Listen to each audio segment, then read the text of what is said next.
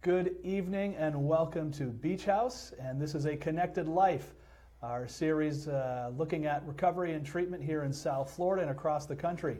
My name is Micah Robbins, and with me tonight is Mr. Philip Causey from the Family Recovery Solutions of Florida, a wonderful practitioner of family support and a community advocate and father, and just an incredible person, and it's a pleasure to have you with us today.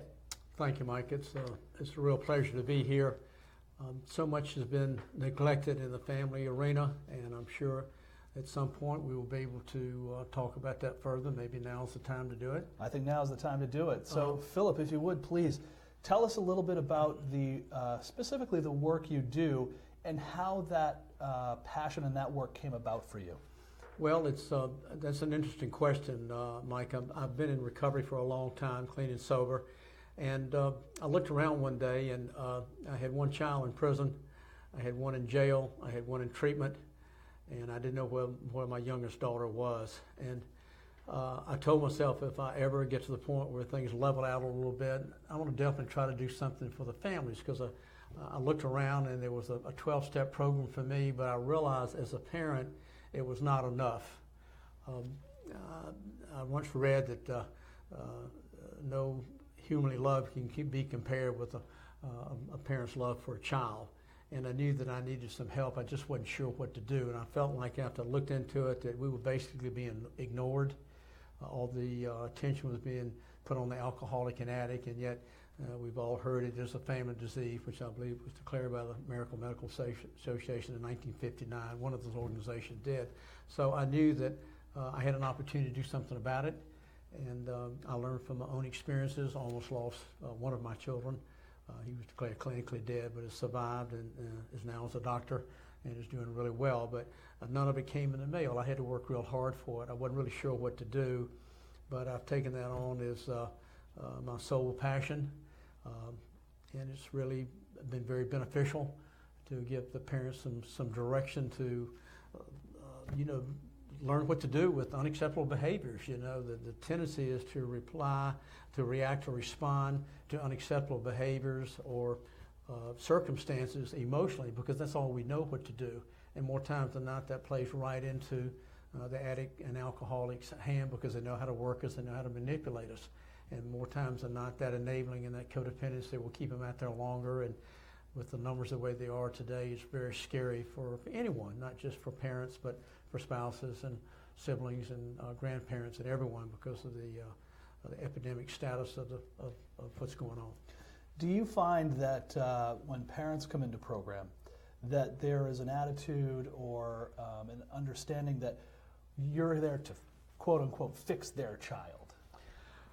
Exactly. And so many times when I worked for a facility in South Florida, I was hired not because I had a lot of degrees and certification. I was hired because I was in recovery myself, and I was also a parent of 4 children. So it was about dealing with families on an emotional acceptance level as opposed to intellectual understanding. Even when I told them, I said, we have family week for you, not for your loved one. Your loved one's getting all the help they need. This is for you to get well. I remember I asked a therapist one time, I said, John, what can I do? What's the best thing I can do to help my children? He looked at me and said, Philip, get well yourself. And I said, John, I got 18 years clean and sober. He said, it's got nothing to do with it. You need to learn how to deal and cope with the behaviors of your children. And so the parents need to understand what to do. And the only way they can do that is to come to a Family Week program. It's pretty intense. I'm a firm believer that recovery may be clinical in its nature, but it's personal in its application. As I told a young therapist one time, I said, Andrew, you can teach me what you've learned, but I can't give you what I've lived. And parents need to be talked in a way that they know that you understand how they feel. I had a gentleman call me about 6 months ago from California. He said, hey, I got your name from somebody. You got a few minutes? I said, sure, that's what I do. And we talked, and he said, I'm a 50-year-old father with a 20-year-old daughter turned tricks for crack. I need to speak to someone who understands how I feel.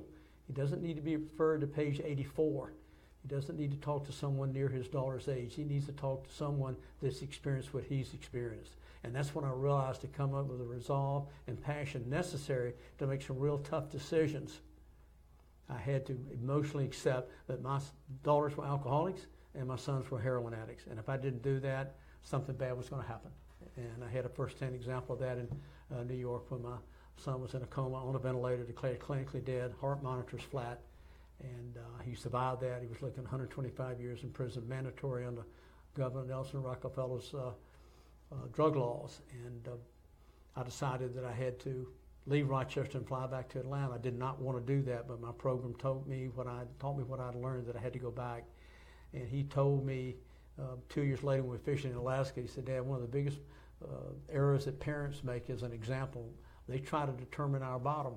My bottom was not the 2 overdoses. I know it was for you and Mom, but my bottom was as an academic. I couldn't go back to school, and I couldn't teach, I couldn't write, I couldn't get a good education, and in this case, get his doctorate. If I'd have bailed him out, who knows, he might not have had a 3rd overdose. So these are the things that I learned. It was real tough telling the attorney that I'm going to get on the plane and go back to Atlanta, but I knew this is what I had to do. And what could have happened, I don't know. I didn't have to go there with it. All I know is I made the right choice. And it doesn't always work out the way we want it to, but that was the best choice at the time. But if I had not learned what I'd learned and accepted what I knew that I had to do, I never would have had the passion and resolve enough to do it. And it takes more to do that. That's why I found some other things to help me. There's a tremendous amount of power in the message of your journey.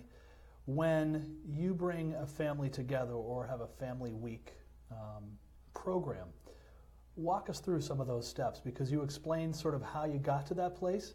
You are a practitioner now of support. Right. Walk us through a little bit of that. Okay, well, first of all, I think when everybody's there, most of the people there reluctantly, particularly men. That's one reason why family programs are so important. They may go to one Alumni meeting, but that's about all they're going to do. You have to get them out of town, make sure they take that time, and that's what I do best, because I have heard every reason for them not to come there. So they're there for the reasons I explained. Again, when they get there, this is for you. It's not for your child. And first of all, we make them feel very comfortable about being there. So how do we go about doing that? Well, there's a go around. I pass out these little cards that have different one words on them, like anger, fear, disappointment, sadness, joy, whatever they may be feeling, and I ask them to identify with what they're feeling and stand on the card and tell me why. And then if I find someone, I say, well, John or anyone else that's there, go to the other card, someone else that you can identify with, and explain that why as well. So it opens up people. They realize that they're all there for the same reason when they tell their story about why they're there. Most of them pretty well have reached their bottom. Again, nobody can determine that bottom for them, but one of the first things I ask them, because it's very true, I said, how many of you in here, y'all, have tried to fix your loved ones and it didn't work? Raise your hand. Well, I'm the first person to raise my hand, because I couldn't fix my children either. And I realized that just say right on, one day I was riding my bike down to Boca on the Ocean Highway, and I ran a red light and didn't think it was anything to be worried about, and this policeman turned around and got me, and he's about as far as I am from you, Micah, and I'm ready for this guy because I'm in sales and marketing, and he had a very blank look on his face. He said, what is it you don't understand about red? So I say this to the families, what do we not understand about what we've tried and it hasn't worked? Nothing changes until something changes, so now we need to understand why we need to make these changes. And so much of it is because they just don't know. There's a lot of fear, there's a lot of denial. They're scared to death. They feel like it'll go away, and we obviously know that everything is just being postponed. So it's a program of, and every day builds on every day. One of my favorite stories is about a young lady, young mother was there, and she had 3 children under 10, and Jennifer's just really getting it, and so there's a lot of interaction, and she said, well, I saw her at the coffee table one morning, and I said, Jennifer, you look like you're really soaking everything up, so tell me what you've learned. And she looked at me with a big old smile, and she had 3 children under 10, and she had a husband that she was really struggling with. And she said, well, Philip, I found out 2 things. And I said, what's that? And she said, well, I'll always be the mother of my children. And then she looked at me and smiled, and she said, but I can get another husband. And I don't say that with any kind of cynicism as much as the fact that she was doing what she needed to do and was learning how to take care of herself. And this is what we have to do. We have to learn how to take care of ourselves. And that means to take immediate action and doing the best thing we can do for ourselves and let others do the same thing for themselves. But the tendency is to be in that rescuing, codependent mode. It just keeps them out there longer. And it just doesn't work. It just doesn't work. You mentioned fear, shame, and a lot of things in the family setting that seems to be a holdback to keep people from getting support. Yeah.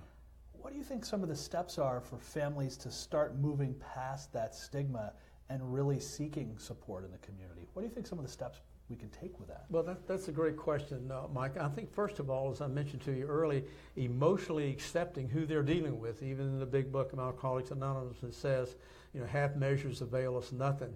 And we must look at who we're dealing with and the acceptance of who and what.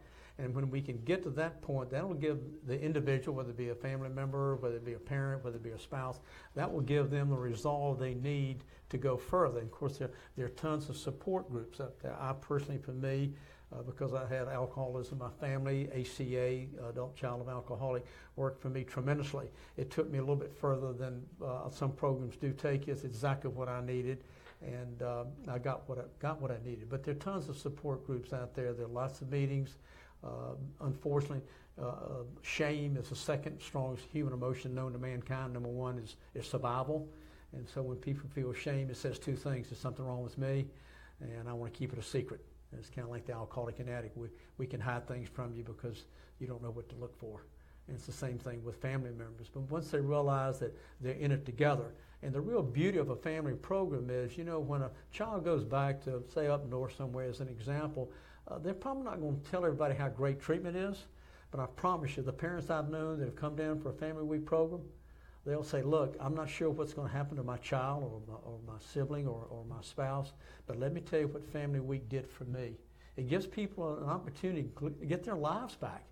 Up to now, all they've done is sit around and wait to see what happens and then respond or react that way. And the disease doesn't wait on anyone. It's there to either death, jail, or insanity. So once people get over that hump of understanding what they're faced with, what they're dealing with, then they'll have the opportunity to seek out the support programs. And there are lots of them. There are a lot of people out there. But one of the things I journaled this morning, and because I journal in the morning, and I said, I've never known a recovery program begin with the word I. It's all we. I don't care what the recovery program is. And it's like somebody the other day said, you live alone? I said, no, I live by myself. So I'm never alone. It's just a question of the choices we make. And the support's there to make us feel better about ourselves. I think that's so much about it. Shame beats people up so much that the fear, my favorite definition of fear, no passion so effectively robs the mind of all reasoning and action, is fear. So when people become fearful, they just get paralyzed. They don't do anything. They just hope to go away. Of course, it's progressive. It doesn't work that way. So it's, as they say, gratitude without action is just a pleasant moment. So if I've got a grip on this, then I need to take the action and do something about it. It's only a phone call away. I know that phone weighs an awful lot, but I'm happy to say now that my 4 children are doing okay. I'm going up next week to North Carolina to see my boys, and that was a long way from getting them out of jail, getting them out of prison, seeing all those things that were extremely painful for me. But there's a cover charge for all of this, but we must stay the course. We can't stray. We just must stay the course and reach out where we can to get the help we need. And the support is a lot of that as well. You've been in this a long time. I've been in the prevention field for almost a quarter of a century. Yeah. What have you seen as far as parents? Have you seen a change in role? Have you seen a change in dynamic that is specifically sort of geared toward the issue we're having now? I mean, our opiate epidemic and substance epidemic is the worst I know I've seen in my career. Have you seen roles change? Change in what way? For example, the way the family dynamic was, even 20 years ago, parental roles. We have different family dynamics now, split households. We have multiple parent parenting situations, all kinds of different things. Have you seen that change of role have an effect? Oh, most definitely. In fact, on the back of my card, it says, family roles have a hearty life and remain fixed in our personalities long after we've left our unhealthy homes. There are no healthy homes. Everybody brings some baggage with them. In the 8 years I ran a program down here, I found for most of cases, probably with children, I'd say, Micah, 80 to 90% of the initiation was done by the mom.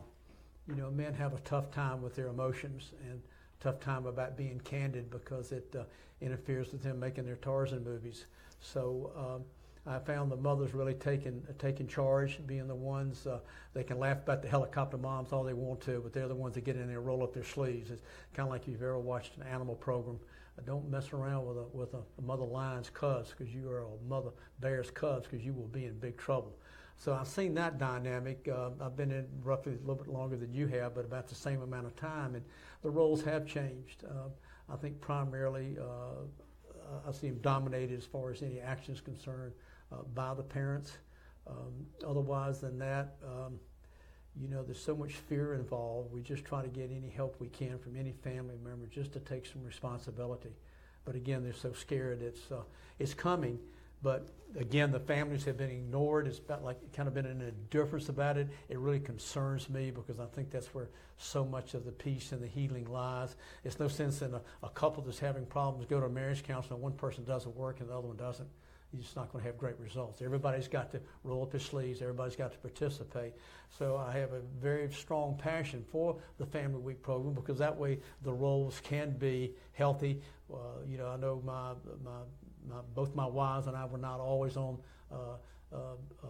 always in agreement, but we were always on the same page, and it takes this kind of participation.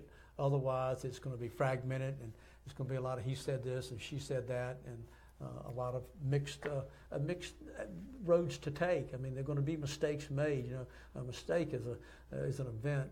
It's not a person.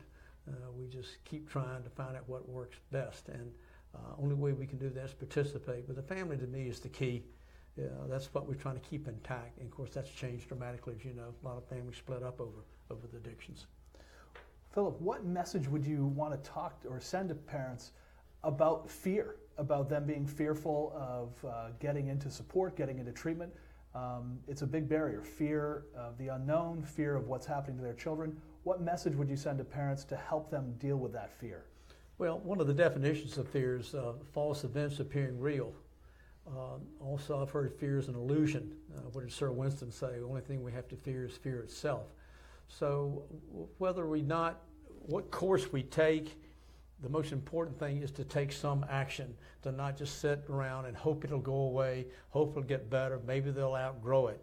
There are lots of support groups out there, and people will find what suits them best. As I mentioned to you earlier, I tried a 12-step program initially that didn't work for me. So I kept researching. I found the one that gave me the help I needed. As we like to say in recovery, got me a little bit further down off the elevator where I could get what I needed, what made Philip tick, and gave me a lot of the reasons why my codependency and enabling was in there, that I was always going to be there for my boys. Well, that's okay, because unfortunately my dad was not there for me. But I was going to be there for them. But there's a healthy way and an unhealthy way. It's kind of like going to the gym. You know, there are right ways and wrong ways to use the equipment. It's the same thing here. The tools or the equipment, there are wrong ways and right ways to use that too. I say wrong and right because it doesn't work for me or it doesn't work for someone else. But there's plenty out there. The key to it is just take that initial step, take that action, realizing that fear is only what we make it. Let's expand a little bit. And let's talk about the role of community. One of the things that we're noticing is how community is either embracing or being a roadblock to successful recovery. What are some things you feel that the community can do to be more embracing to family? Well, that's a great question. Mike, I'm sure you know, in the time that you and I have known each other, and I'm very, very grateful for your friendship, we all have agreed in the coalitions and the task force, one of the biggest challenges is that there's such a stigma attached to drug addiction. It's got a bad handle. It's like bad people use drugs, bad people do this or do that, and that's not the case at all. It is a disease. If someone had diabetes, I'm a cancer survivor, and nobody shunned away from me. I got the help and support I needed. And so I think to change the image within the community as far as the marketing and advertising, if that'd be a way to do it, I'm not sure exactly how that would go about, but I would be glad to participate in that. We need to let people know more about exactly what this disease entails. And so far, we haven't done a great job with that. And I think that's probably one of the biggest pitfalls in us moving forward and having the community be together like you and I are in the work that we do. And statistically, this is a disease that affects as many people as diabetes, cancer, a number of other chronic diseases that, quite frankly, get tremendous amount of support, as they should. But this is a disease, again, statistically, there is probably not a family in this country that's not affected with it in some level.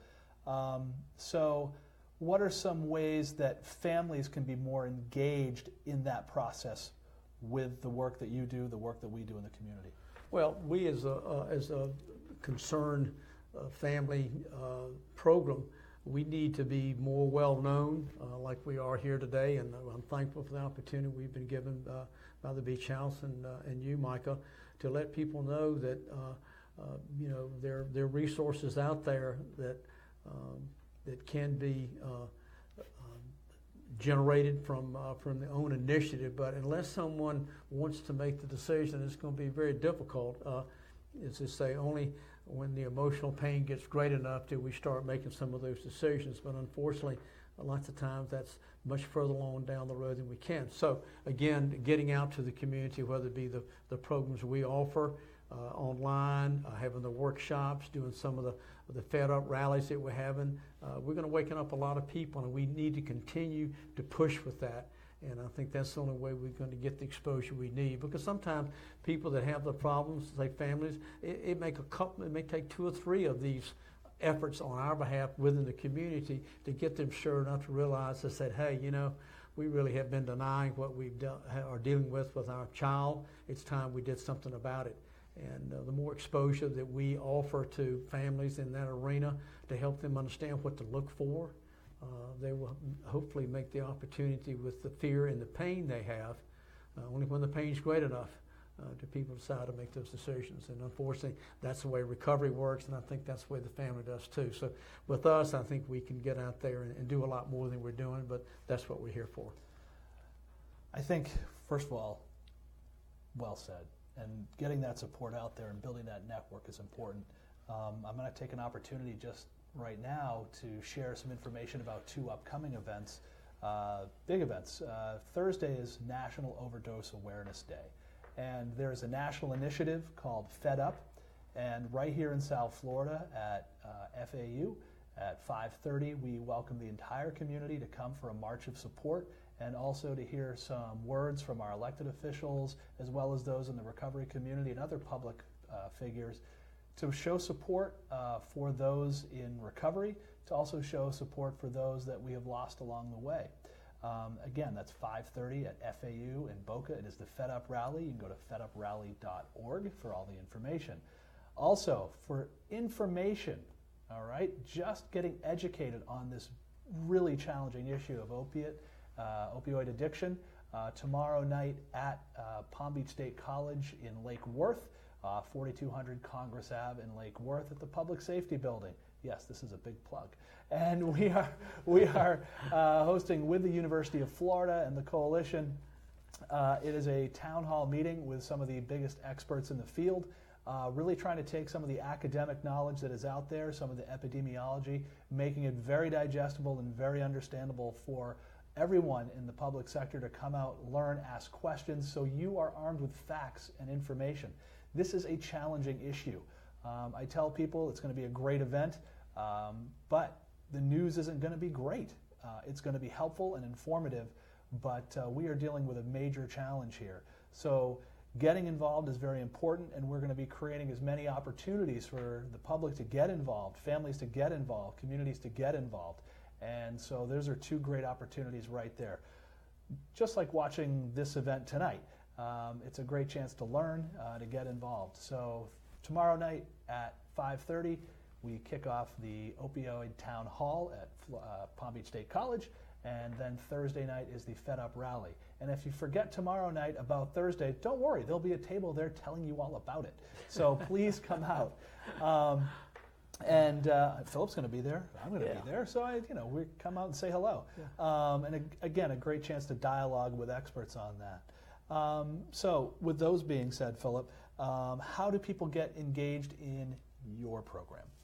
Well, obviously we have a website that people can look at to see that the services that are being offered, see if it fits for them. We make tons of references, Addicts for Moms. There are a lot of different, Moms for Addicts. There are a lot of different programs that we recommend and sources that people can try out just to get the feel for it. It's not easy because of the denial and the pain to jump into it. I think one of the things I did mention that you have been very involved with is I'll never forget the Monday afternoon we came in mass to approach the authorities, I guess would be a way to say it, on Monday afternoon, and we were wired into Tallahassee, and I hope I'm not overstepping my bounds here, and all the powers to be in Palm Beach were there, the mayor, the vice mayor, the sheriff, the police department, everybody, and that was Monday afternoon, and all I know Wednesday morning is the governor of Florida declared Florida a state of emergency. So how much came from that effort on the behalf of the coalition and task force, I'm not sure,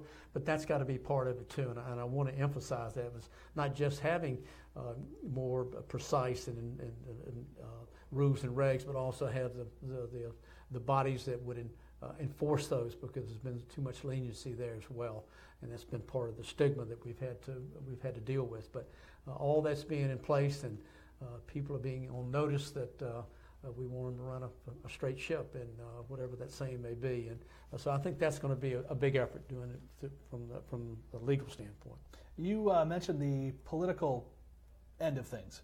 It seems that we're getting some tremendous political will behind this issue, certainly with the governor's proclamation, what's happening in West Palm Beach, certainly around the county. We have a lot of support from a number of commissioners. Commissioner McKinley will actually be speaking Thursday night, one of the leaders in this community on that, as well as our Sober Home Task Force being led by State Attorney Dave Ehrenberg, looking at doing the difficult work to bring positive change about. What do you see, or what message could you tell our public officials about being more supportive of families? What type of things could they be doing, or what type of things could you see them be doing more of?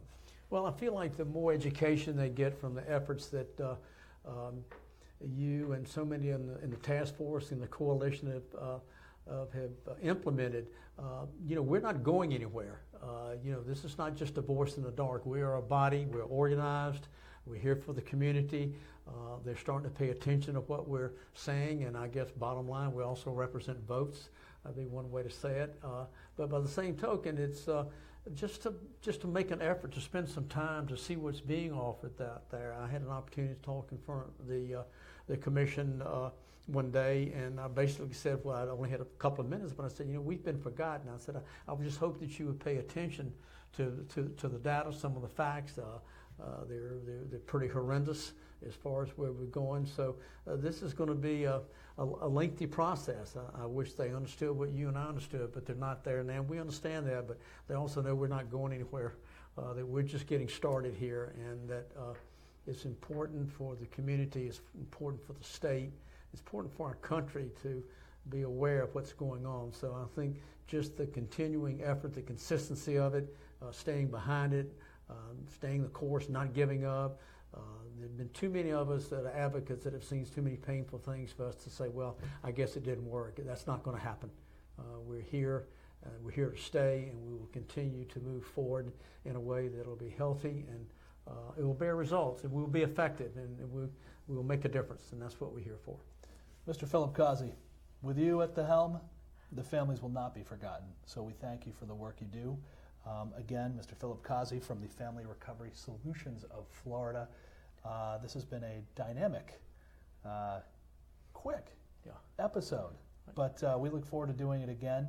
Again, please come out and support the community. Fed Up on Thursday, the Opioid Town Hall tomorrow night, and we look forward to seeing everybody on our next Facebook Live event coming up in a month. Philip, thanks again. Appreciate it. Thank you, Micah. It's a real joy to be here, and thank you all for having me. Thanks again.